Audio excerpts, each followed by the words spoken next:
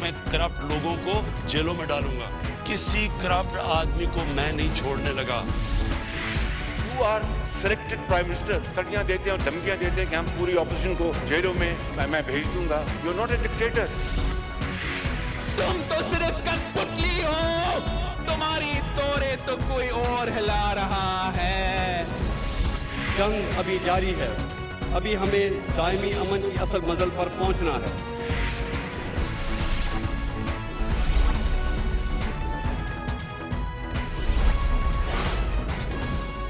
आप देख रहे हैं खबरों, तबसरों और तज्जियात पर मबनी पाकिस्तान का सबसे मोतबर न्यूज शो दुनिया, कामरान खान के साथ। अस्सलाम वालेकुम, मैं हूँ कामरान खान।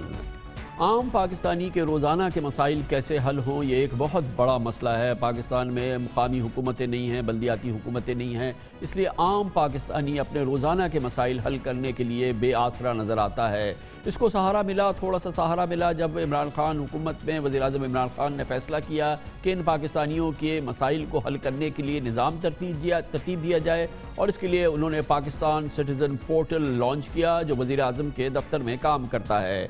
इसने आज 2 साल पूरे कर लिए हैं। इस दौरान हमें बताया गया है और यकीनन इसके बारे में शवाहिद भी मिल रहे हैं कि लाखों पाकिस्तानी अपनी दरख्वास्तें, अपनी शिकायतें वज़ीर-ए-आज़म के दफ्तर तक पहुंचा पाए हैं। उनमें से बहुत सारे लोगों की सुनवाई भी हुई है।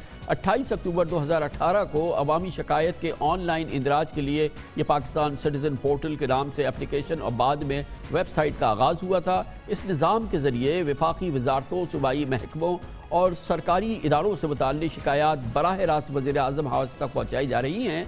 निजी इदारों के खिलाफ शिकायत पर भी मेरिट के मुताबिक अमल दरामद हो रहा है। आज सिटीज़न पोर्टल की 2 साला कारकर्दगी की रिपोर्ट की इजरा की तकरीब में वज़ीर-ए-आज़म इमरान खान शरीक थे।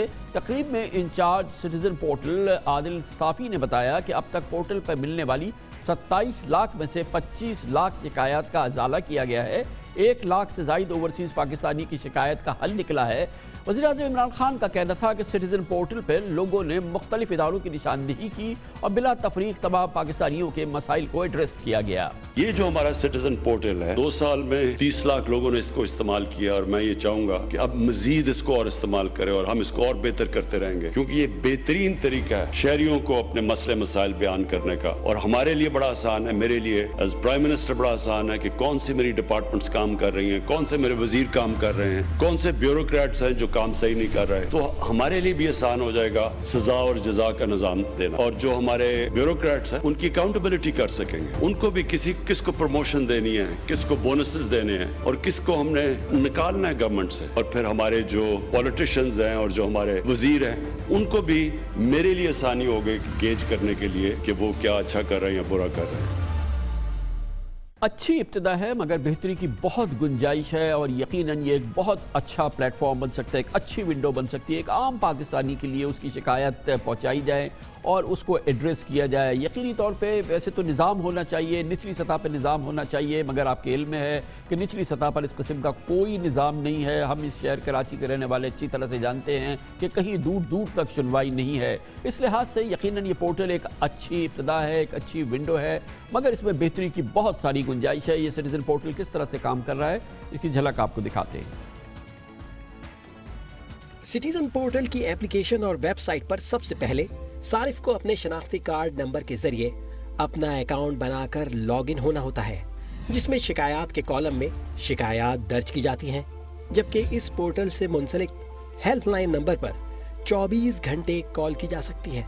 हेल्पलाइन की सहूलत 6 इलाकाई ज़ुबानों में मौजूद है, जिनमें उर्दू, पंजाबी, पश्तो, बलोची, सिंधी और अंग्रेज़ी शामिल हैं।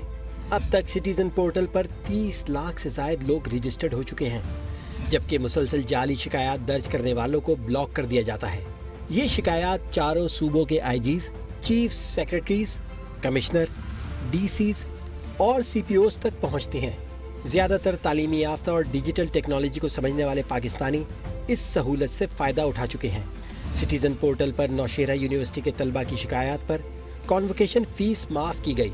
बिल्कुल इसी तरह थरपारकर के तलबा और तालिबात को IBA सक्खर में स्कॉलरशिप दिया गया। अब तक सिटीज़न पोर्टल पर पुलिस, बल्दियाती महकमों और तालीमी इदारों के खिलाफ सबसे ज़्यादा शिकायत दर्ज कराई गई हैं। میں نے کچھ عرصہ پہلے سٹیزن پورٹل پر پولیس کے بارے میں ایک اپلیکیشن کی تھی، جس پر تقریباً اپلیکیشن کرنے کے 48 گھنٹے کے اندر مجھے ایس پی صاحب نے بلوایا تھا. اچھا، میری اپلیکیشن کے بارے میں انہوں نے سارا مجھ سے ڈیٹیل سے سنا. اس کے بعد انہوں نے فردر ڈی ایس پی صاحب کو مارک کیا. مطلب میری اپلیکیشن جو تھی اس کو سولو ہونے میں زیادہ سے زیادہ 6 یا 7 دن لگے تھے اور میرا مسئلہ بالکل سالو ہو گیا. کچھ دن پہلے میں نے اپنے ڈسٹرکٹ میں ایک ایشو تھا ٹریفک جیم کا. میری کمپلین کو فوراً سے انہوں نے ٹرانسفر کیا ڈی سی آفس کی طرف. جو وہاں کے لوکل ٹریفک آفیسر تھے انہوں نے اس چیز کو ہائی لائٹ کیا اور اس کو جو ٹریفک کا ایشو تھا اس کو ٹھیک کر دیا. میں ایک چھوٹے سے ایریا سے بلونگ کرتی ہوں. ہمارے ایریا میں لیڈی ڈاکٹر کی فیسلٹی اویلیبل نہیں تھی اور ہاسپٹل میں جو ہے وہ میل ڈاکٹر کو ہی لیڈیز کو بھی چیک کروانا پڑتا تھا، جس کی وجہ سے وہ تھوڑی ہیزیٹیٹ ہوتی تھی. ہاسپٹل ایڈمنسٹریٹر اور جتنے بھی کنسرن پرسن تھے سب کو اپلیکیشن دینے کے باوجود ہمارا ایشو جو ہے وہ ریزولو نہیں ہوا اور ہم لوگوں نے سٹی پورٹل پہ اپلیکیشن دی اور 10 دن کے اندر جو ہے وہ ہمارا ایشو جو ہے وہ ریزولو کر دیا گیا. چھوٹا سا پرائیویٹ کاروبار کرتا ہوں. کاروباری سلسلے میں میرا اکثر سرکاری محکموں سے واسطہ پڑتا ہے، جیسے بجلی ہے، پانی ہے، سوئی گیس وغیرہ. میں پچھلے 10 سال سے کاروبار میں ہوں. کبھی ایسا نہیں ہوا کہ میرا کوئی جائز کام جو ہے وہ بھی ان محکموں نے بغیر پیسوں کے کیا. وزیر اعظم کا پورٹل شروع ہوا شکایت کا، تو میں نے اس کے اندر ان کی 3 سے 4 کمپلینٹ درج کروائیں. کمپلینٹ رجسٹر کروانے کے کوئی 10-15 منٹ بعد ہی مجھے کسی نہ کسی آفیسر کی کال آتی ہے جو مجھے یہ یقین دہانی کرواتا ہے کہ آپ کا کام جو ہے اگلے 24 یا 48 گھنٹوں کے اندر ہو جائے گا. شکایات، ان کی سنوائی اور ازالے کے لیے کارروائی کے حوالے سے جزا اور سزا کے طور پر بیوروکریسی کو تعریفی خطوط اور تادیبی نوٹسز بھی جاری کیے جاتے ہیں. وفاقی حکومت کی جانب سے شکایات کی وصولی اور ان پر عمل درآمد کے لیے مرکز، صوبائی، ضلعی سطح اور ہر محکمے میں رابطہ افسر بھی مقرر ہیں. ایک عام تاثر ہے کہ سٹیزن پورٹل پر صوبائی محکموں اور شہری مسائل سے متعلق پنجاب اور خیبر پختونخوا سے کی گئی شکایات پر عمل جلدی ہوتا ہے. اس اہم موضوع پہ بات کرتے ہیں. عام پاکستانیوں کی رسائی کتنی حقیقی ہے اور اس میں کتنی بہتری آ سکتی ہے، اس میں کتنی توسیع کی جا رہی ہے. ہمارے ساتھ موجود ہیں ڈاکٹر شہباز گل، وزیر اعظم کے معاون خصوصی ہیں برائے پولیٹیکل کمیونیکیشن. بہت بہت شکریہ ڈاکٹر صاحب، آپ نے ہمیں جوائن کیا ہے. یہ بتائیے گا کہ 2 سال میں آپ کی جو لرننگ ہوئی ہے، آفٹر آل اٹس اے میسو ایکسپیرینس، اس سارا جو ہے اس کا فیڈ بیک، یہ تمام چیزیں، یہ ایکسلنٹ ایک فیڈ بیک ہے. پورے پاکستان کی پلس آپ کو مل رہی ہے وہاں پہ. اب اس سے لرن کر کے اس کو بہتر بنانے کے لیے اور اس کو حکومت کی پالیسی میں سمونے کے لیے کیا قدم اٹھایا گیا ہے؟ کیونکہ خالی شکایت آنا، اس کو سننا، اس کو کرنا اچھی چیز ہے، لیکن اسی پورٹل کو بہت بہتر بنایا جائے، اس پلیٹ فارم کو بہت ایفیکٹو کیا جائے اور پھر اس سے حکومت لرن کر سکے. اس میں کیا ہوا ہے؟ یہ بہت اچھا سوال ہے خان صاحب آپ کا. اور جب اگر آپ ایک شکایت آتی ہے اور آپ اس کو ریزالو کر دیتے ہیں تو یہ ایک نیشنل لیول پہ، پرائم منسٹر کے آفس کے لیول پہ اس میں خوشی تو ہوتی ہے، لیکن اس کا شاید اتنا دور رس افیکٹ نہیں. اس لیے اس سیل سے ہم نے پالیسی لیول کی اچیومنٹس بھی کی. مثلا میں ایک آپ کو اگزامپل دیتا ہوں کہ ایک بیماری ہے جس میں بہت سارے ایسے لوگ مبتلا ہیں جن کے انگوٹھوں کے نشانات کسی بھی الیکٹرانک چیز پر نہیں آتی. اس وجہ سے وہ پینشن نہیں لے پاتے، اکاؤنٹ نہیں کھول پاتے، وہ کسی بھی جگہ پر جا کے سرکاری ادارے میں اپنا کام نہیں کروا پاتے تھے.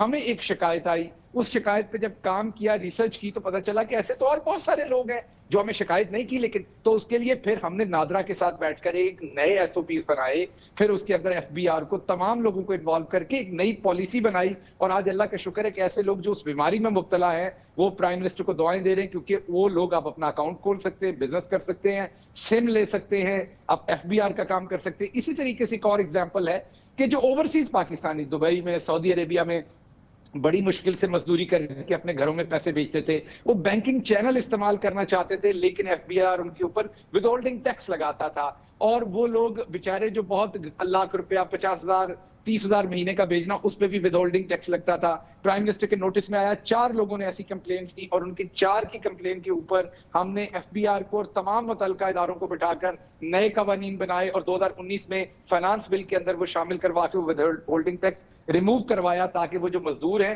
وہ بغیر کسی چارجز کے پیسے بھیج سکیں. تیسری آخری مثال جو میں آپ سے شیئر کروں گا، مثالیں تو بہت زیادہ ہیں. ایک اور مثال کہ 200، آپ نے پچھلی گورنمنٹ میں سنا تھا ایک اسٹائپنڈ کا پلان بنایا گیا تھا، کیونکہ یوتھ پی ٹی آئی کے ساتھ تھی، تو یوتھ کو اپنی طرف اٹریکٹ کرنے کے لیے ایک انٹرنشپ کی اسٹائپنڈ کا پروگرام بنایا گیا تھا. لیکن ان لوگوں کو پیسے دینے کا کوئی انتظام نہیں کیا گیا. 29,000 ایسے انٹرنز تھے، اسٹوڈنٹس تھے ینگ، جن کو پیسہ نہیں دیا گیا تھا. 282 شکایت آئی، उनके ऊपर फिर पॉलिसी बनाई प्राइम मिनिस्टर की डायरेक्शन के ऊपर। 984 मिलियन रुपीस की ये पेमेंट थी जो 29,000 लोगों को हुई, चंद ने शिकायत की, सबको फायदा हुआ। बहुत शुक्रिया, बड़ी नवाजिश। डॉक्टर शहबाज गिल, वज़ीर आज़म के मामले खुसूसी बराए पॉलिटिकल कम्युनिकेशन, हमारे साथ मौजूद थे। कमर्शियल ब्रेक, उसके बाद पाकिस्तानियों के लिए इंतहाई इत्मीनान की खुशी की खबर कि सी पैक पूरी बर्क रफ्तारी से आगे बढ़ रहा है। चीन ने अपने भरपूर एतमाद का इजहार किया है, आइंदा के बारे में अच्छी खबरें आई हैं। ये सब कुछ उस वक्त हुआ है जब हमारे सामने ये बात आई है कि भारत अपनी पूरी रियासती क़ुव्वत इस्तेमाल कर रहा है सी पैक को बर्बाद करने के लिए, उसको ख़राब करने के लिए, सबवर्ट करने के लिए, मगर सी पैक बहुत तेज़ी से, बहुत ही पुरएतमाद तरीके से आगे बढ़ रहा है और अब वो मरहला आ गया है जब पाकिस्तानियों के लिए बेपनाह रोज़गार पैदा होंगे। इसकी तफसील से बात करते हैं छोटे से वक्फे के बाद।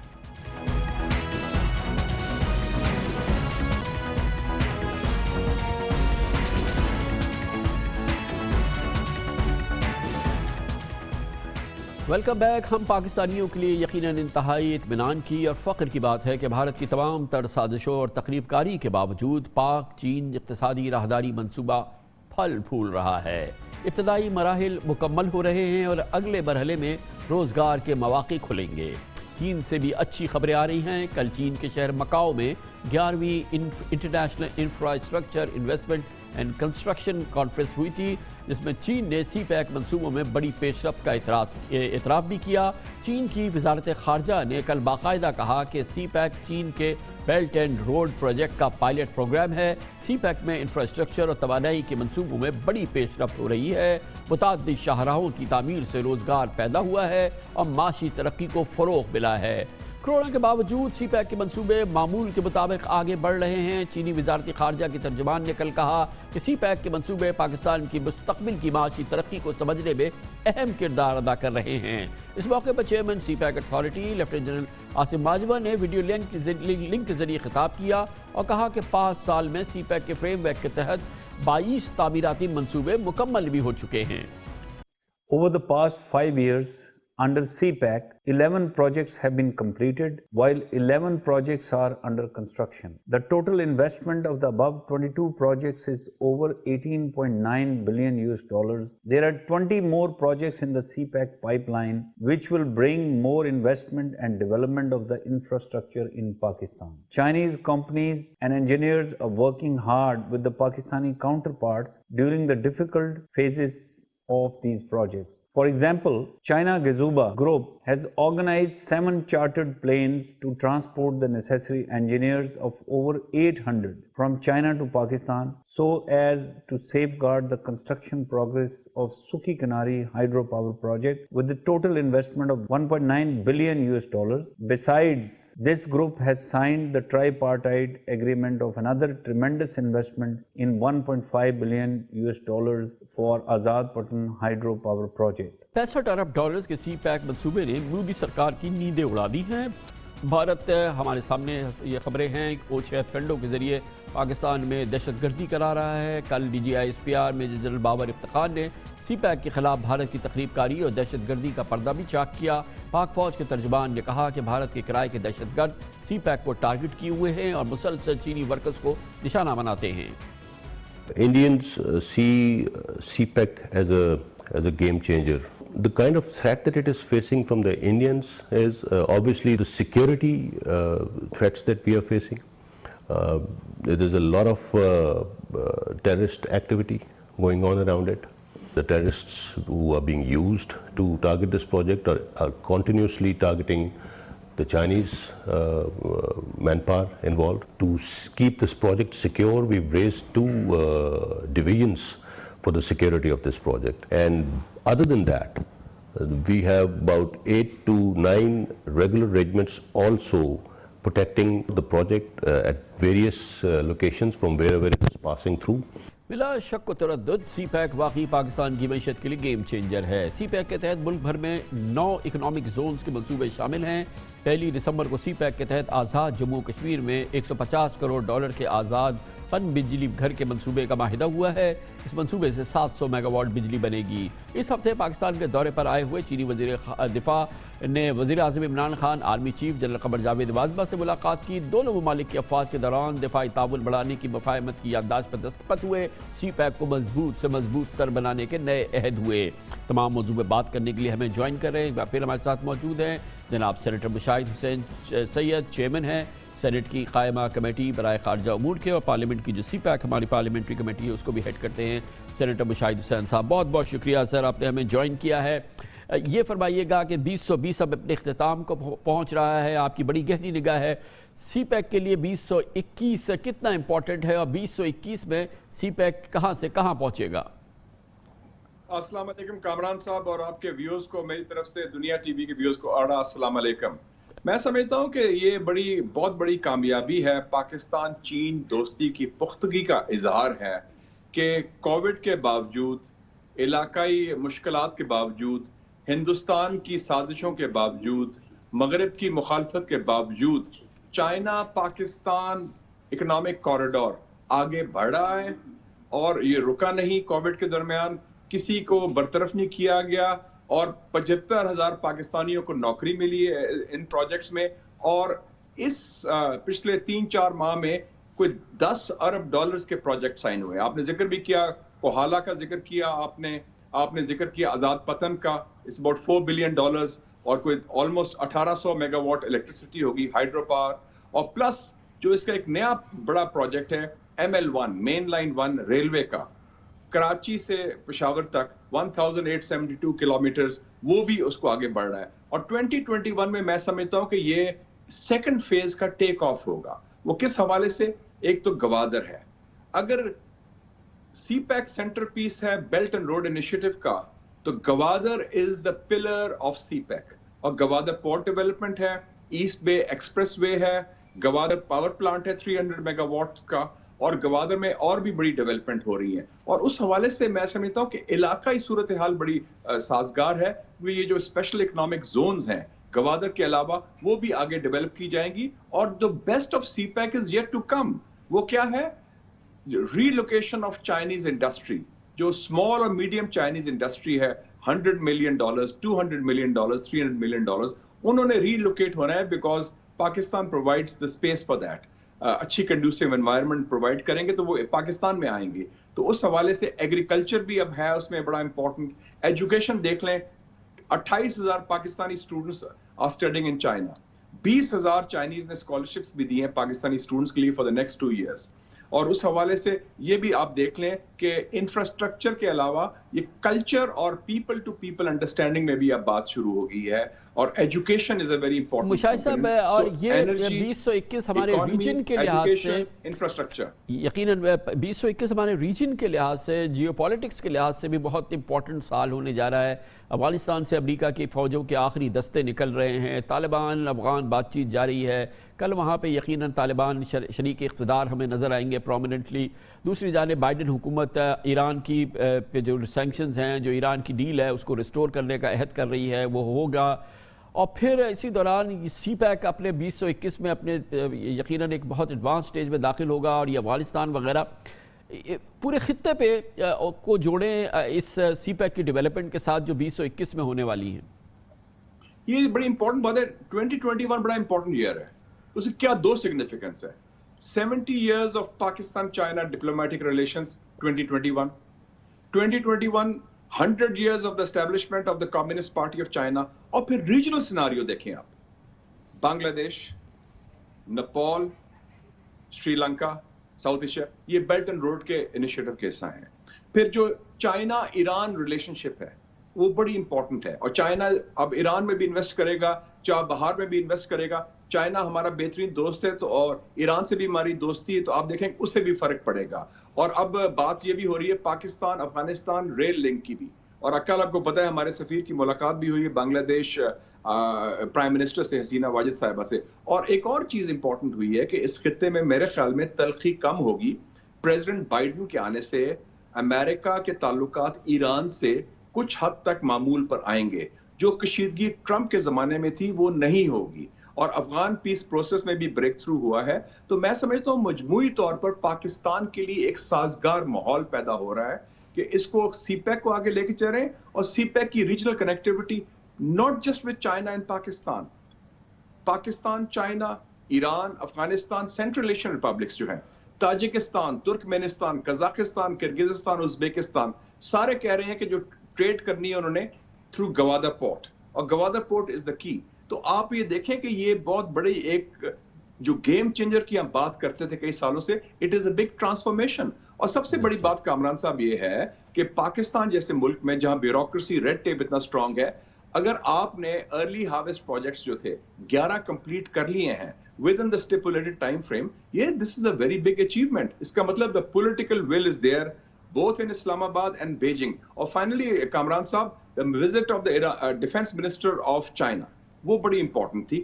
وہ نیپال سے آیا ہے اور ہم نے ایک بائیلیٹرل MOU بھی سائن کیا ہے چائنا کے ساتھ. تو ہمارا جو اسٹریٹجک کنیکشن ہے پاکستان اور چائنا کا وہ بہت اسٹرانگ ہو رہا ہے, اور ہم نے فیصلہ کیا ہے کہ ہر ایشوز پر Chinese core interest and Pakistan core interest we will stand together today, tomorrow and for the future. Thank you so مچ.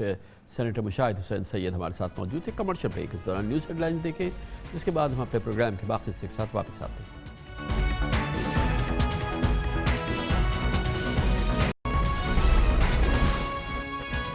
آپ دیکھ رہے ہیں خبروں, تبصروں اور تجزیات پر مبنی پاکستان کا سب سے معتبر نیوز شو دنیا, کامران خان کے ساتھ.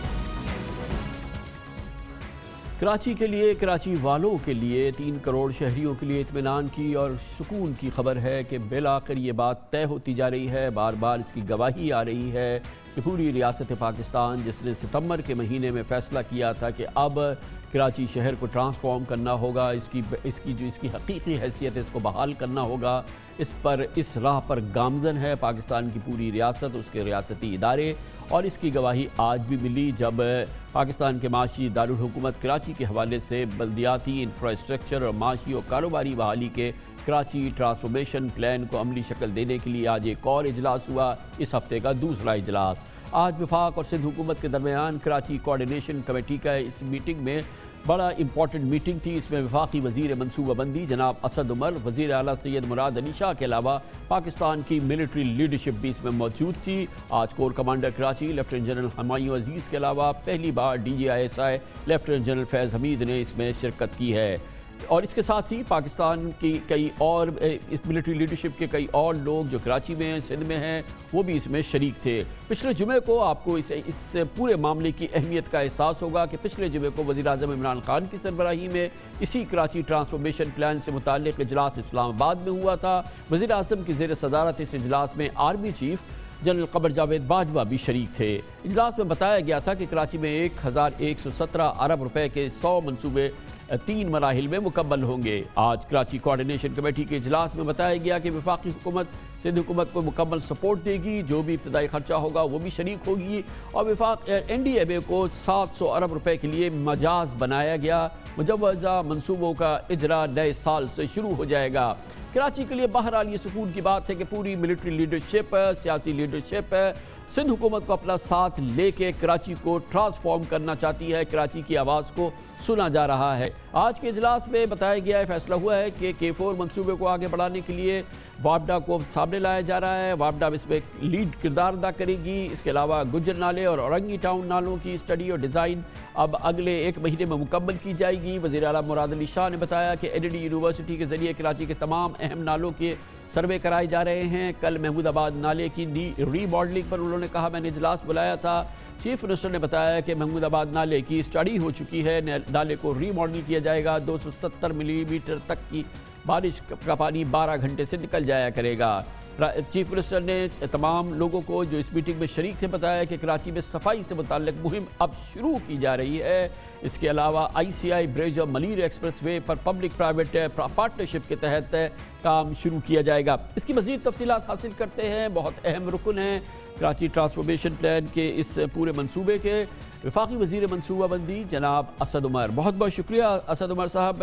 اجلاس مسلسل ہو رہے ہیں, یہ بھی اطمینان کی بات ہے. آپ اسلام آباد کے اجلاس میں بھی شریک تھے, پرائم منسٹر خود میٹنگ لے رہے تھے, چیف آف آرمی سٹاف بھی اس میں شریک تھے. آج خاص طور پہ DGISI بھی آئے.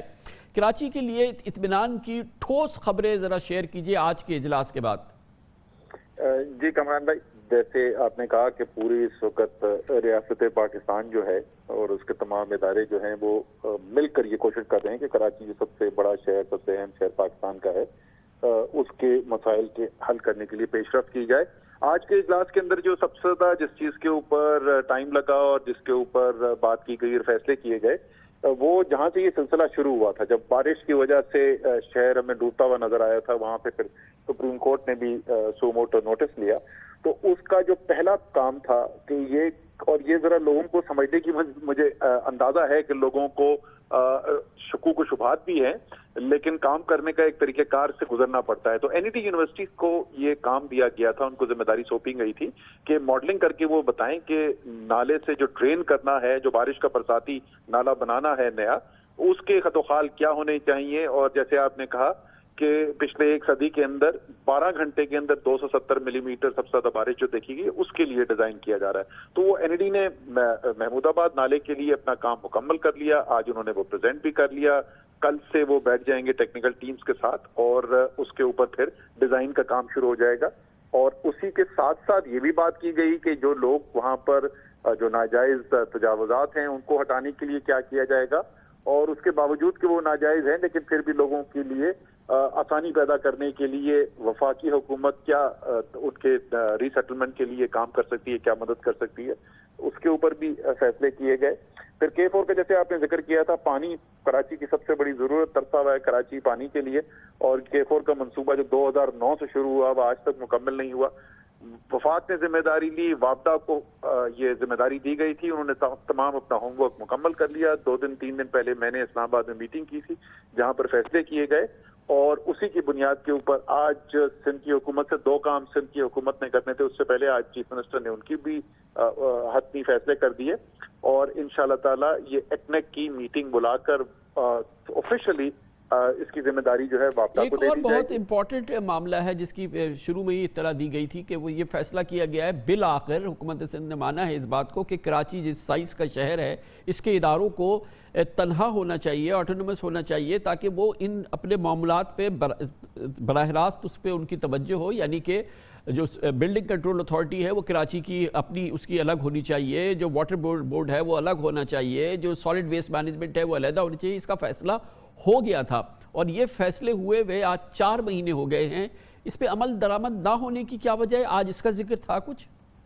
जी वो भी पूछा गया, और जो तरीकेकार बताया गया कि किस तरीके से ये काम करने की कोशिश की जा रही है, उससे तमाम शुरका जो हैं वो कोई बहुत मुतमईन नहीं थे। और फिर वहीं पे बैठे हुए फैसला हुआ कि ये बाकायदा कराची के लिए किया जाएगा, एग्जीक्यूटिव अहकामात के जरिए किया जाएगा। चीफ एग्जीक्यूटिव जो सूबे के हैं, चीफ मिनिस्टर साहब, वो एग्जीक्यूटिव ऑर्डर इशू करेंगे, और उसके बाद जो लेजिस्लेटिव चेंजेस हैं यानी कानूनी जो तब्दीली है उसके बाद वो बाद में भी मुकम्मल तौर पे भी कर दी जाएगी। लेकिन फौरी तौर पे एक एग्जीक्यूटिव ऑर्डर के जरिए, जैसा कि बाकी सारे पाकिस्तान में कामरान भाई, ये सिर्फ यहीं पे है, सिंध के अंदर के तमाम ये जो लोकल म्युनिसिपल चीजें भी हैं वो भी सूबे के पास चली गई थी। तो वो कराची के लिए इन तमाम इदारों को दोबारा से फाल किया जा रहा है, जो सिर्फ कराची की जिनके ऊपर जिम्मेदारी होगी, और फिर इख्तियार भी उनके पास होगा फैसले करने का। अच्छा, इसका कुछ जिक्र है कि 4 महीने हो गए हैं, जो सॉलिड वेस्ट मैनेजमेंट का मामला है, कराची के कूड़े करकट इसको सफाई करने का, ये भी उस मीटिंग में जिक्र हुआ था जो प्राइम मिनिस्टर ने ली थी जब वो सितंबर में यहाँ तशरीफ़ लाए थे। पूरा 2 दिन जो है वो चीफ ऑफ आर्मी स्टाफ ने यहाँ गुजारा था, जिसमें शहर को साफ करने की भी बात हुई थी। उस पर कोई पेशरफ्त अभी क्यों नजर नहीं आई? कोई एक रत्ती बराबर भी कोई चीज़ 4 महीने में नजर आती जिससे कुछ हिम्मत बढ़ती है हमारी?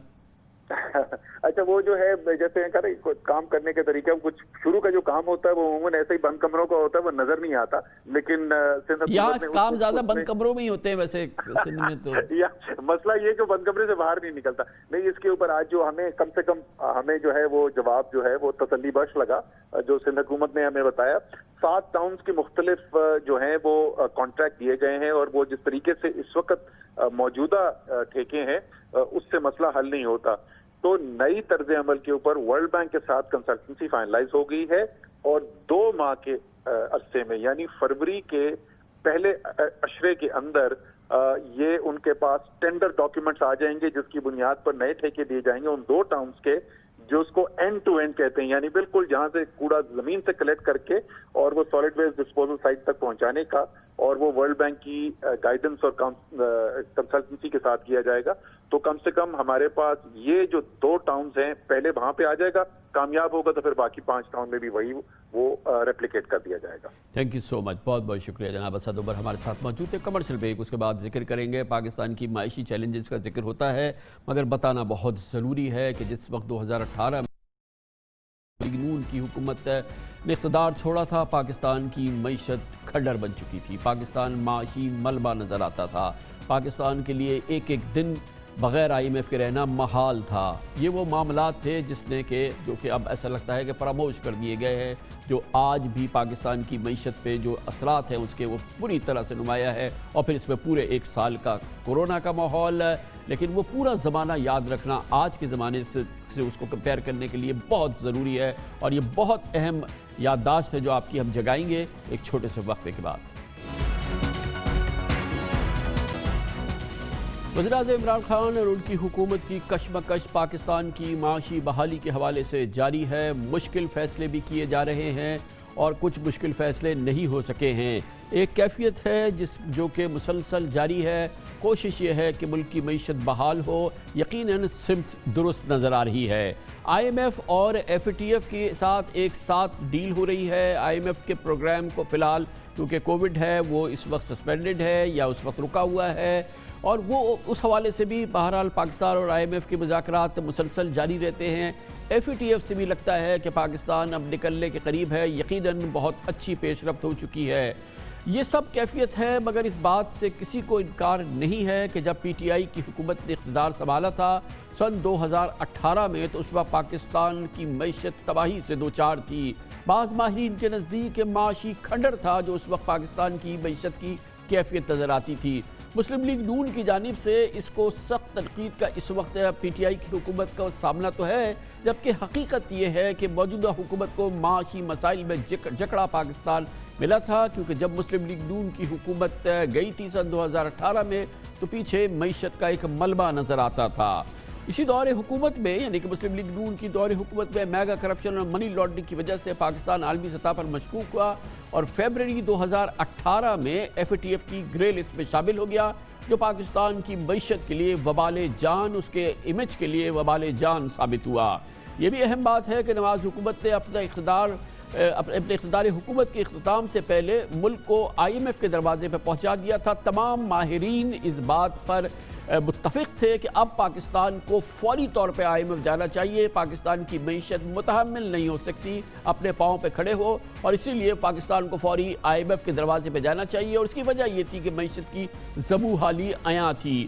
الیکشن کے مہینے جولائی 2018 میں ملک کی زر مبادلہ کے مجموعی ذخائر صرف 15 ارب 70 کروڑ ڈالر رہ گئے تھے، جن میں سرکاری ذخائر صرف 9 ارب ڈالر یعنی 3 ماہ کے امپورٹ بل کے برابر تھے. مئی 2018 میں قومی اسمبلی میں بجٹ سیشن کے دوران تحریک انصاف کے رکن اسمبلی اسد عمر نے زر مبادلہ کے ذخائر تیزی سے گر رہے ہیں کے بارے میں کہا تھا اور تجارتی خسارہ بھی بڑھتا جا رہا ہے. اس موقع پر اس وقت کے وزیر خزانہ مفتاح اسماعیل نے بھی کسی حد تک اس بات کی تائید کی تھی، جو کہ اس بات کی غمازی کرتی ہے کہ صورتحال انتہائی دگرگوں تھی.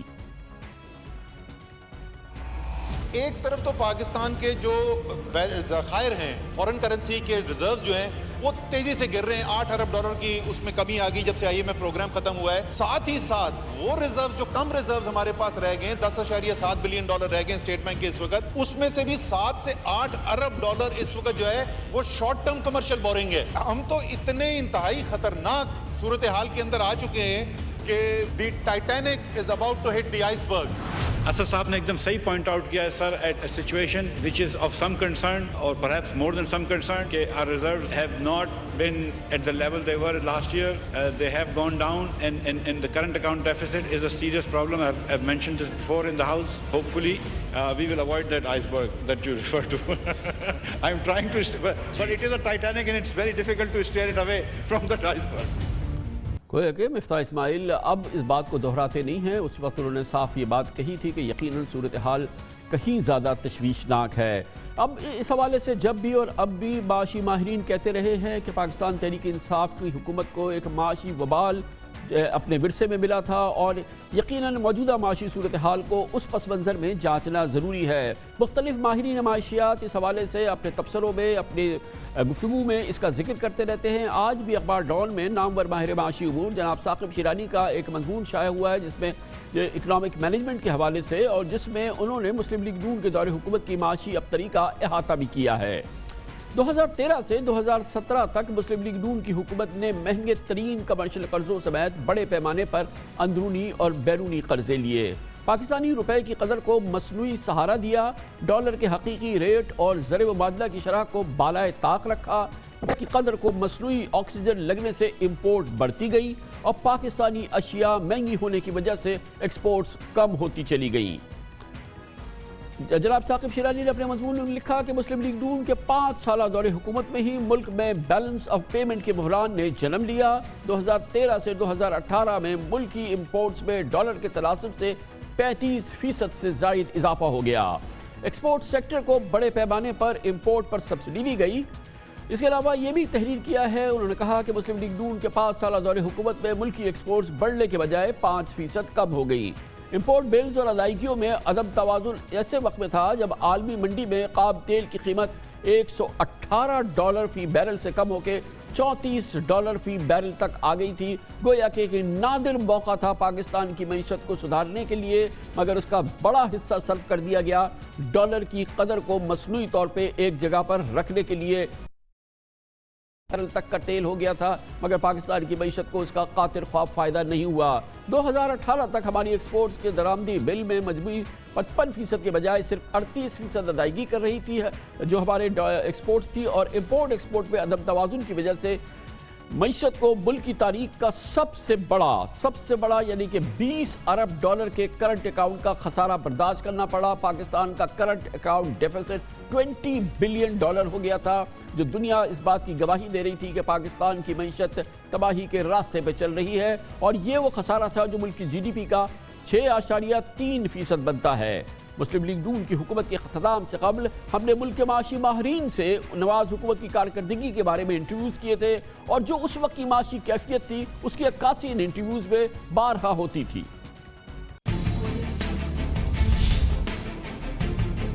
معاشی ڈی اسٹیبلائزیشن جو ہے پولیٹیکل ڈی اسٹیبلائزیشن کی وجہ سے نہیں آیا ہے، یہ اگر اکانومی خراب ہو رہی ہے تو ڈی اسٹیبلائزیشن ہو رہی ہے، یہ ہماری مس مینجمنٹ کا قصور ہے۔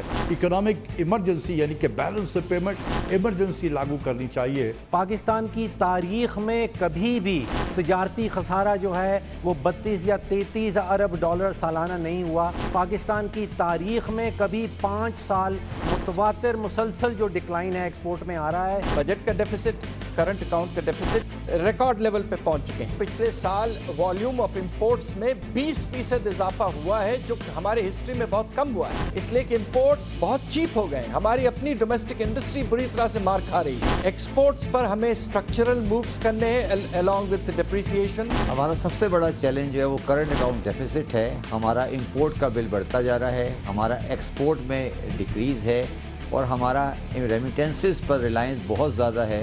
یہ ہمارے ملک کے لیے خطرات کی طرف لے جا رہا ہے۔ 2014 کے بیچ میں جب تیل کی پرائسز نیچے گری، ڈالر جو ہے سب کرنسیز کے اگینسٹ اپریشیٹ کر گیا۔ آپ نے روپے کو وہیں کا وہیں رکھا، ڈیپریشیٹ نہیں کیا۔ آپ کا جو کرنسی ہے اوور ویلیوڈ ہوگی، آپ کی ایکسپورٹ گری، ٹریڈ ڈیفیسٹ کا آپ کا بڑا، تو آپ کا ایک قسم کا ٹوٹلی پالیسی فلکس ہے۔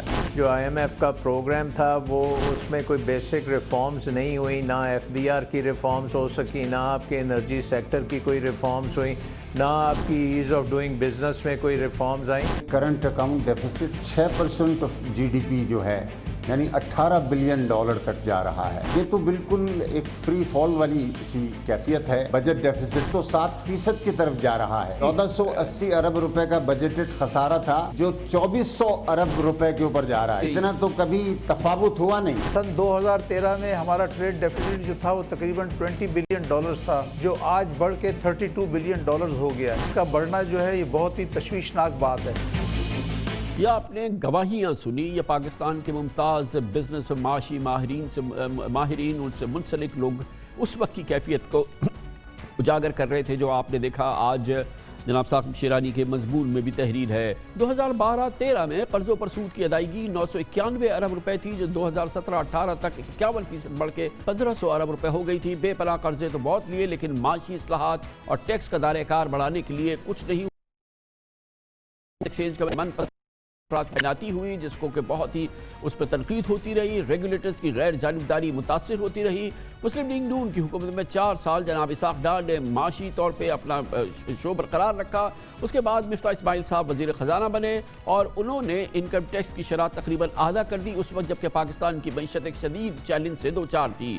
مسلم لیگ نون کے دور حکومت میں 2016 سے 2018 کے دوران جو صورتحال تھی اس کی بھرپور عکاسی آئی ایم ایف کی سربراہ نے بھی کی، آئی ایم ایف کی پاکستان سے منسلک پروگرام نے بھی کی تھی، جو کہ بہت ہی مستند رائے تھی پاکستان کی معاشی صورتحال کے حوالے سے۔ What happened since the end of 2016, more or less, you look at the number, is that the fiscal deficit started to increase substantially. Also, the losses of the state-owned companies and definitely the circular debt, as you probably know, in the power sectors, they start to increase substantially. So in a context of low revenue collection, if your deficit is increasing, then the government has to borrow. That will happen. So the government has that capacity, they borrow domestically and also internationally. And this is something that has increased the debt level very much, close to 80% of GDP. No? The other thing that happened is that because the deficit increased, the government was spending more than was collecting from the economy. There was an increase in the domestic demand. So at the end of the day, what happened is that the trade deficit, the balance between import and export, also deteriorated. Because of the deficit was high, the trade balance was deteriorating, and there was this policy maintained for a long time of keeping the exchange rate constant or almost constant. We will see that. Then somebody has to finance it, so the central bank has to provide the funding. اس پورے ماحول کے جو کیفیت تھی وہ آپ کے سامنے۔ اس تمام موضوع پہ بات کرنے کے لیے، پاکستان کی معاشی صورتحال پہ بات کرنے کے لیے ہمارے ساتھ موجود ہیں جناب ثاقب شیرانی۔ بہت بہت شکریہ ثاقب شیرانی صاحب، آپ نے ہمیں جوائن کیا ہے۔ ہم نے آپ کے مضمون کا بھی ذکر کیا ہے اور یقیناً جو اس وقت تمام معاشی ماہرین بات کر رہے تھے اس کا بھی ہم نے ذکر کیا ہے۔ یہ جو کیفیت ہے اس نے کتنا کنٹریبیوٹ کیا اس وقت جو ہماری معاشی صورتحال ہے، اور آج جو اسٹیٹس ہے آپ اس کو کیسے گنیں گے؟ آبویسلی کہ یہ ایک بہت ہی مشکل، بہت ہی چیلنجنگ سچویشن تھی جب یہ حکومت اقتدار میں آئی تھی۔ شکریہ کامران صاحب، یہ آپ نے بہت میرا خیال ایک اچھی سروس کی ہے کہ آپ نے سارا وہ جو اس کا پس منظر ہے اس کرائسس کا، وہ آپ نے اس وقت کے انٹرویوز دکھا کے اور آئی ایم ایف کی سٹیٹمنٹ دکھا کے آپ نے یہ کویسچن جو ہے، اور مفتاح اسماعیل صاحب کی پارلیمنٹ میں تقریر کا آپ نے جو کلپ سنایا، میرا خیال ہے اس سے زیادہ واضح یہ صورتحال نہیں ہو سکتی ہے، کیونکہ پچھلے 2.5 سال میں لوگ بھول گئے ہیں اور یہ پی ٹی آئی کی حکومت کے اوپر یہ سارا ملبہ ڈال رہے ہیں کہ ان کی مس مینجمنٹ کی وجہ سے یہ جو معاشی بحران ہے وہ ہوا ہے۔ اور معاف کیجیے گا شیرانی صاحب، اور یہی وجہ تھی کہ جب پی ٹی آئی کی حکومت آئی تو سب سے بڑا پریشر یہ تھا، ہر روز گن کے کہا جاتا تھا کہ آئی ایم ایف میں کیوں نہیں جا رہے ہیں، کیونکہ تباہی اتنی ہے کہ 1 ہفتہ، مہینہ، 6 مہینہ بھی حکومت نہیں کھڑی رہ سکتی۔ اسد عمر صاحب پہ، عمران خان پہ بے پناہ دباؤ تھا کہ یہ حکومت ہے اور یہ معیشت ڈوب رہی ہے۔ جس حالت میں 2018 میں معیشت ملی ہے، ایک دن گنا جا رہا تھا کہ آپ آئی ایم ایف میں کیوں نہیں جا رہے ہیں۔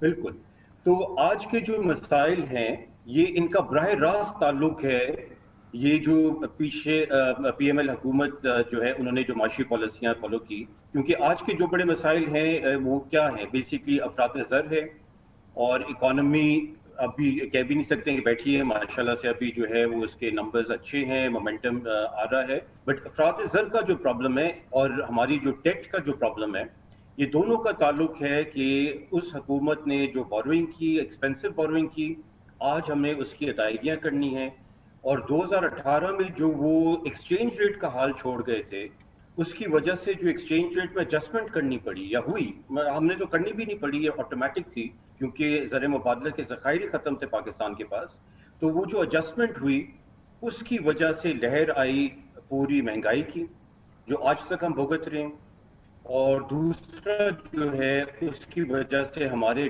ڈیٹس میں اور اضافہ ہوا، قرضہ جات میں اضافہ ہوا، آٹومیٹکلی انٹرسٹ ریٹ بڑھانے پڑے، اس کی وجہ سے ہمارا fiscal deficit out of whack ہو گیا. تو یہ ساری جو ہیں ڈی اسٹیبلائزیشن کی اکانومی کی، یہ ساری کی ساری جو ہے یہ پی ایم ایل حکومت کا جو ہے تحفہ ہے. شہر صاحب یہ بہت امپورٹنٹ بات آپ نے فرمائی ہے.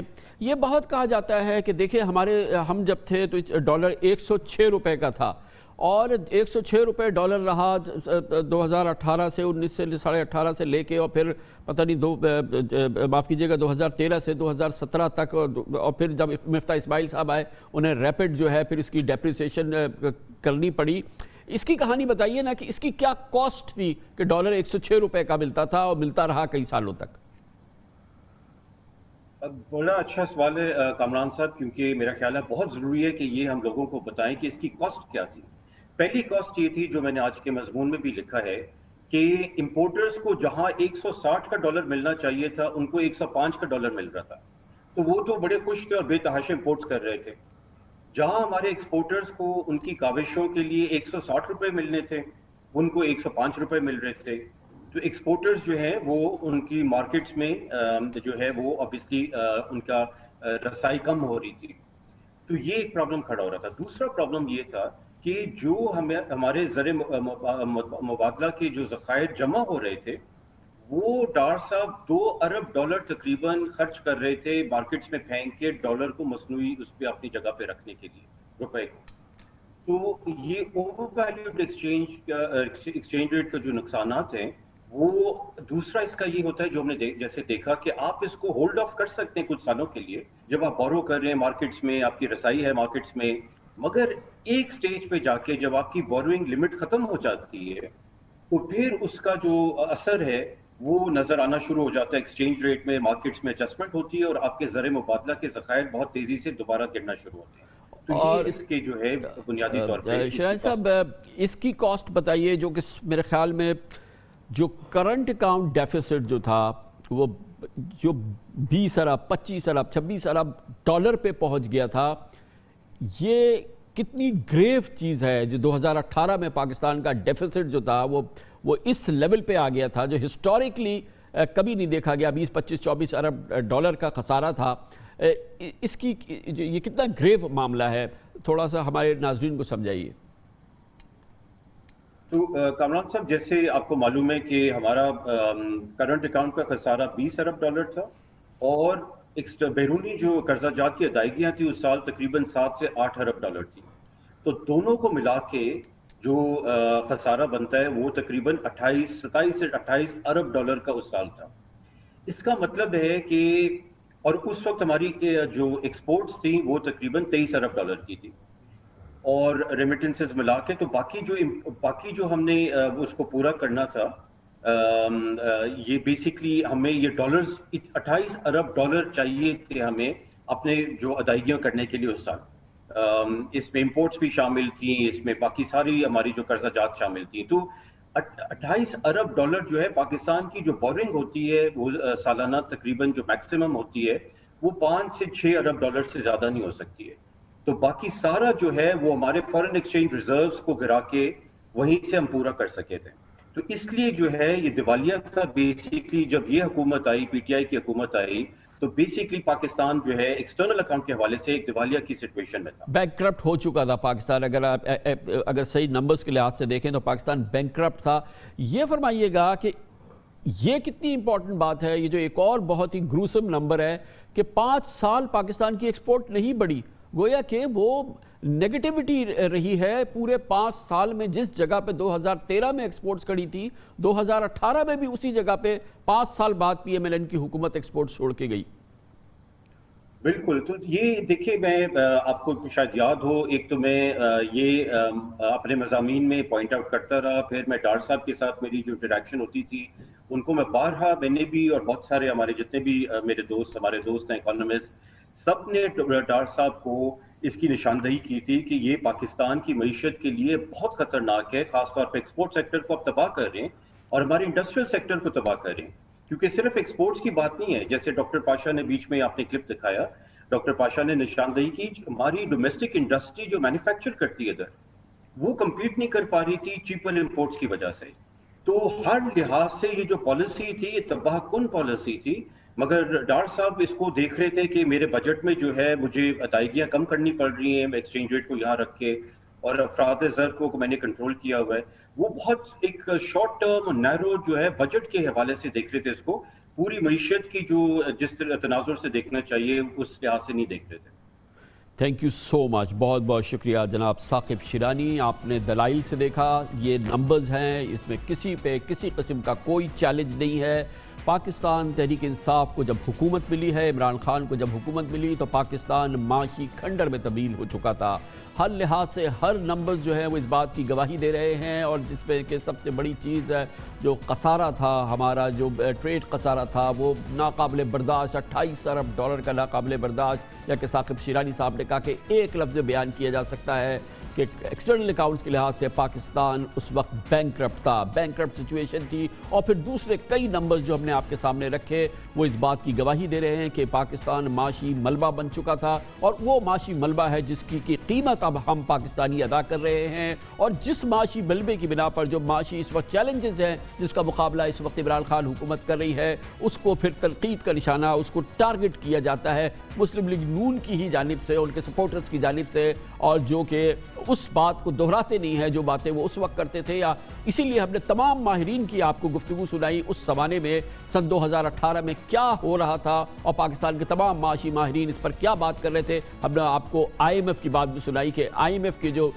कंट्री रिप्रेजेंटेटिव थी, जो IMF के रिप्रेजेंटेटिव थे, वो क्या पाकिस्तान की माशी सूरत हाल के बारे में बात कर रहे थे। कमर्शियल ब्रेक, उसके बाद अच्छी माशी खबर सुनाते हैं। माशी माहिरीन ये कहते हैं और रिसर्च ग्रुप्स ये कह रहे हैं कि 2020 को कोविड खा गया, यकीनन पूरी दुनिया की मईशत को नाकाबिले तलाफी कोविड ने नुकसान पहुंचाया। पाकिस्तान की मईशत को नहीं पहुंचाया उतना नुकसान, लेकिन 2021 प्रॉमिसिंग साल लग रहा है, पाकिस्तान की मईशत के लिए काफ़ी बेहतर साल लग रहा है। और एक बहुत ही इंपॉर्टेंट रिसर्च आज सामने आई है जो कहती यह है कि 2021 के दौरान पाकिस्तान की मईशत न सिर्फ बहुत तरक्की करेगी, उसके असरात नजर आएंगे, और हो सकता है कि पाकिस्तान स्टॉक एक्सचेंज का इंडेक्स 50,000 की हद में दाखिल हो जाए। इसकी बात करते हैं छोटे से वक्फे के बाद। यकीनन गुज़रता साल यानी साल 2020 पाकिस्तानी मईशत के लिए बहुत चैलेंजिंग साबित हुआ। ये पाकिस्तान के लिए नहीं, पूरी दुनिया के लिए साल 2020 इंतहाई चैलेंजिंग था, और दुनिया की मईशत के लिए तबाही की खबरें लाया था। उसकी वजह कोरोना का मामला।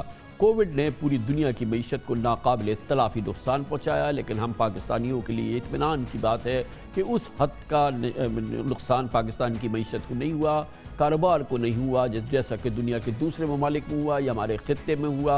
भारत जैसे मुल्कों में कैफियत यह है कि भारत रिसेशन में दाखिल हो गया है, मनफी ग्रोथ रही है, और दुनिया के कई बड़े ममालिक ऐसे हैं जो शदीद बदहाली का शिकार है, माशी बदहाली का शिकार रहे साल 2020 में। इस लिहाज से पाकिस्तान के लिए तो ये इत्मीनान का साल रहा, मगर अब ये खबरें हैं और बाकायदा इशारे हैं, शवाहिद हैं, रिसर्च सामने आ रही है कि साल 2021 पाकिस्तान की मईशत के लिए एक बहुत बेहतर साल होगा, अगर बेहतरीन साल नहीं हुआ। वरना ख्याल यही है कि हालिया तारीख का ये बेहतरीन साल होगा। हर लिहाज से पाकिस्तान की मईशत तरक्की करती नजर आएगी, इसके असरात चारों जानिब नजर आएंगे। आज मारूफ बिजनेस ग्रुप आरिफ हबीब ग्रुप की ब्रोकरेज कंपनी ने अपनी एक इन्वेस्टमेंट स्ट्रेटजी रिसर्च रिपोर्ट जारी की, जिसके मुताबिक इस रिसर्च रिपोर्ट में बताया गया कि 2021 में पाकिस्तान स्टॉक मार्केट में 25% मुनाफे की तवक्के है। दिसंबर 2021 तक इंडेक्स 52,000 पॉइंट की सतह अबूर कर सकता है, जो आज 42,207 पॉइंट पर बंद हुआ है। इसकी तफसील में आरिफ हबीब रिपोर्ट की इस रिसर्च रिपोर्ट के मुताबिक एक्सपोर्ट्स में मुसलसल इजाफे और तरसीलात ज़र में मुतवक्का मज़ीद बेहतरी से रुपए की कदर में किसी बड़ी गिरावट का खदशा नहीं है। पिछले महीने 10 साल बाद 2 अरब 15 करोड़ डॉलर्स की रिकॉर्ड एक्सपोर्ट्स हुई है। सस्ती बिजली, गैस और एक्सपोर्ट ऑर्डर्स में तेजी टेक्सटाइल सेक्टर को 4 चांद लगाएगी, और ये हुकूमत की इस इनिशिएटिव को इस रिपोर्ट में बहुत हाईलाइट किया गया है। इस पर मजीद बात करते हैं। पाकिस्तान के लिए साल 2021 बेहतरीन माशी तरक्की का साल, इसके लिए बात करने के लिए हमें ज्वाइन कर रहे हैं ताहिर अब्बास, जो हेड ऑफ रिसर्च है आरिफ हबीब ग्रुप के। बहुत बहुत शुक्रिया ताहिर अब्बास साहब। बहुत ही ऑप्टिमिस्टिक आपका ये प्रोजेक्शन है, ये जो रिपोर्ट आपने जारी की है। اس کی بنیادی وجوہات کیا ہیں جس کی وجہ سے آپ کو لگتا ہے کہ 2021 جو ہے یہ حالیہ سالوں کے مقابلے میں پاکستان کی اکانومی کے لیے ایک بہت ہی پرومسنگ سال لگتا ہے؟ تھینک یو کامران صاحب. سب سے پہلے جیسا ابھی آپ نے ذکر کیا کہ 2020 جو ہے وہ پوری دنیا سمیت پاکستان کے لیے جو ہے وہ خراب سال ثابت ہوا ہے، اور جو کووڈ-19 ہے اس نے پوری دنیا کی جو اکانومی ہے اس کو ایک طریقے سے ہلا کے رکھ دیا. لیکن اگر آپ پاکستان کا موازنہ دوسرے ملکوں سے کریں تو پاکستان پہ جو کووڈ-19 کا امپیکٹ آیا ہے اکانومی پہ وہ بہت زیادہ نیگیٹو جو ہے وہ نہیں ہوا، اور کچھ جگہوں پہ یہ امپیکٹ جو ہے وہ آئی وڈ سے کہ پازیٹیو جو ہے وہ ہو گیا ہے. فار انسٹنس اگر میں آپ کو بتاؤں کہ یو ایس اے کی جو جی ڈی پی ڈکلائن ہے 2020 کی وہ تقریباً 4% نیگیٹو ہے. اگر آپ یو کے کی بات کریں تو یہ تقریباً جو ہے وہ 10% نیگیٹو ہے. اگر ہم اپنے ہمسایہ ملک انڈیا کی بات کریں تو جو 2020 کی جی ڈی پی ڈکلائن ہے وہ تقریباً 9% ہے. لیکن اگر ہم پاکستان کی جی ڈی پی ڈکلائن کی بات کریں تو وہ صرف 0.4% ہے 2020 کے لیے. تو آگے چلتے ہوئے ہمیں لگتا ہے کہ 2021 جو ہے وہ ایک ریوائول کا سال ہوگا، ایک ٹرانزیشنری پیریڈ ہے جس پہ جو ہے وہ اب دوبارہ سے پاکستان جو ہے وہ رائٹ ٹریک پہ جا رہا ہے. اور اسپیشلی میں ایک امپورٹنٹ چیز یہاں ہائی لائٹ کرنا چاہوں گا کہ جو پاکستان کی ایکسٹرنل پوزیشن ہے اس پہ جو ہے وہ کافی زیادہ اس وقت کمفرٹیبل ہے پاکستان. اگر آپ ریمیٹنسز کا نمبر دیکھیں تو 27% گروتھ جو ہے وہ 4 مہینوں میں آ چکی ہے. ایکسپورٹ جو ہے وہ ہر منتھ جو ہے وہ انکریز کی طرف جا رہی ہے، اور امپورٹ جو ہے اس میں بھی جو ہے وہ ہم کمی دیکھ رہے ہیں. تو یہ جو ٹرینڈز آپ دیکھ رہے ہیں سسٹین کرتے نظر آتے ہیں دیکھیں all through next year? Kamran صاحب جو ابھی کرنٹ اکاؤنٹ سرپلس ہے، ہمیں لگتا ہے کہ جس طرح اب آپ نے دیکھا ہے کہ دنیا بھر میں ویکسینیشنز اناؤنس ہو گئی ہیں، اور جو فرسٹ ہاف CY21 کا ہوگا اس میں جو ہے وہ ویکسین رول آؤٹ ہو جائے گی انٹرنیشنل مارکیٹ بھی، اور ایکسپیکٹڈ ہے پاکستان میں بھی آ جائے. تو ہمیں ایسا لگتا ہے کہ جو کرنٹ اکاؤنٹ سرپلس 1.2 بلین کا ہے وہ کرنٹ اکاؤنٹ ڈیفیسٹ ہو جائے گا، اور تقریباً $2.5 بلین کا ہم لوگ ایکسپیکٹ کر رہے ہیں. لیکن اوبویسلی جس طرح ہمارے ملک میں اکانومی ریوائیو ہوگی، ڈیمانڈ انکریز ہوگی، تو کرنٹ اکاؤنٹ ڈیفیسٹ تو ہوگا، لیکن اس سے ہمیں پھر جی ڈی پی گروتھ حاصل کرنے میں بھی جو ہے وہ کامیابی ہوگی. یہ جو آپ نے پروجیکشن کیا ہے کہ اس کے سب کے اثرات ہوتے ہیں ظاہر ہے جب اکانومی ترقی کرتی ہے، مگر آپ کو بڑا روبسٹ اس کا رسپانس نظر آ رہا ہے اسٹاک مارکیٹ میں. آپ کہتے ہیں کہ یہ جو سال ہوگا یہ بہت ہی اس میں زبردست ہم دیکھیں گے ترقی، اور اس انڈیکس جو ہے وہ 50,000 52,000 تک پہنچ سکتا ہے. جی بالکل، جو ہمارا انڈیکس ہے ہماری ایکسپیکٹیشن ہے کہ 52,000 جو ہے وہ دسمبر 2021 میں ہوگا. اس کی بنیادی ریزن یہ ہے کہ جو 2021 میں ارننگز گروتھ ہے وہ 17.6% ہے. اکراس دا بورڈ ہم تمام بڑے سیکٹرز میں جو ہے وہ ارننگ گروتھ دیکھ رہے ہیں، جس میں سیمنٹ سیکٹر جو ہے وہ لیڈ کر رہا ہوا، automobile sector, OMC sector, textile sector. اس کے علاوہ جو آئل اینڈ گیس ہے اس میں بھی بہت معمولی سے ڈکلائن ہے، کیونکہ آئل پرائسز جو ہیں وہ تھوڑی سی کم ہے ایز کمپیئر ٹو 2020. اور اس کے علاوہ بینکنگ سیکٹر میں بھی بہت منیمل ڈکلائن جو ہے وہ ہم لوگ 2021 کے لیے ایکسپیکٹ کر رہے ہیں. اس کے علاوہ اگر ہم دیکھیں تو جو اسٹاک مارکیٹ کی اس وقت ویلیویشن ہے، اگر ہم ایک market cap to G D P پہ کمپیئر کریں تو ہمارا آن ایوریج پچھلے 7-8 سال کا market cap to G D P تقریباً جو ہے وہ 24% کے قریب جو ہے وہ رہا ہے، اور اس وقت ہمارا market cap to G D P جو ہے وہ تقریباً 16% ہے. تو اگر صرف mean reversion market cap to G D P historical averages کی بیسس پہ ہو جائے تو 10% مارکیٹ بڑھ سکتی ہے. ایک اور امپورٹنٹ چیز یہ ہے کہ جو اس وقت ہماری ارننگز ییلڈ اور 10 ایئر PIB کا ڈفرینشیل ہے وہ بھی تقریباً 4% کے قریب ہے، اور ہسٹوریکلی پچھلے 5 سالوں میں یہ 1% کے قریب رہا ہے. تو اگر صرف یہ اپنے مین ریورژن کی طرف واپس آ جائے تو مارکیٹ یہاں سے جو ہے وہ 20% بڑھ سکتی ہے. ایک اور امپورٹنٹ چیز میں ہائی لائٹ کرنا چاہوں گا، 2008 کے فائنینشیل کرائسس کے بعد جو ہے دنیا میں جتنی بھی ڈیولپ کنٹریز ہیں ان کا debt to G D P ratio جو ہے وہ بہت سگنیفیکنٹلی بڑھ گیا تھا، کیونکہ اس وقت تمام گورنمنٹس نے جو ڈیولپ کنٹریز کی ہیں فسکل اسٹیمولس دیے تھے، اور سینٹرل بینک سے پیسہ اٹھ کے گورنمنٹس کے پاس آیا تھا، اور گورنمنٹ نے جو ہے وہ اس کو عوام پہ خرچ کیا تھا اور سارٹ آف اسٹیمولس دیا تھا. کووڈ-19 2020 میں آنے کے بعد بھی بالکل ایسی سچویشن ہوئی ہے. تو جب بھی ایسی سچویشن ہوتی ہے تو جو across the board global policies ہوتی ہیں اکانومی کی، اسپیشلی انٹرسٹ ریٹس کی، وہ انٹرسٹ ریٹ جو ہے وہ منیمم سائڈ پہ رکھے جاتے ہیں تاکہ گورنمنٹ جو ہے وہ اپنی کاسٹ آف بورنگ کو کم سے کم رکھ سکے. اور جب ڈیولپ کنٹریز میں ایسا ہوتا ہے تو ایک کیپٹل فلائٹ ہوتی ہے from develop markets to emerging market. اور جیسا کہ آپ جانتے ہیں کہ ہم ایمرجنگ مارکیٹ میں ہیں، تو ہم لوگ یہ بھی ایکسپیکٹ کر رہے ہیں کہ کہ 2021 میں ہماری ایکوٹی مارکیٹ میں اور ہماری ڈیٹ مارکیٹ میں جو ہے وہ فورن انفلو ہوگا اور وہ بھی ایک مومنٹم کریٹ کرے گا 2021 میں مارکیٹ کے لیے. بہت بہت شکریہ. Tahir Abbas, head of research Arif Habib group. آج پاکستان اسٹریٹجی رپورٹ جاری کی. 2021 پاکستان کی معیشت کے لیے بہت پرومسنگ سال ہوگا انشاءاللہ. اس کے ساتھ ہی ہمارے آج کے پروگرام کا اختتام ہوتا ہے. سنڈے کی ہفتہ وار تعطیل. پیر کو انشاءاللہ آپ سے پھر ملاقات ہوگی. پیر تک کے لیے کامران خان کو اجازت. اللہ حافظ ناصر. Hi, it's Sayyeda Shanaz here. Thank you for watching Dunya News. For more videos and updates, don't forget to click the subscribe button. Keep watching Dunya News.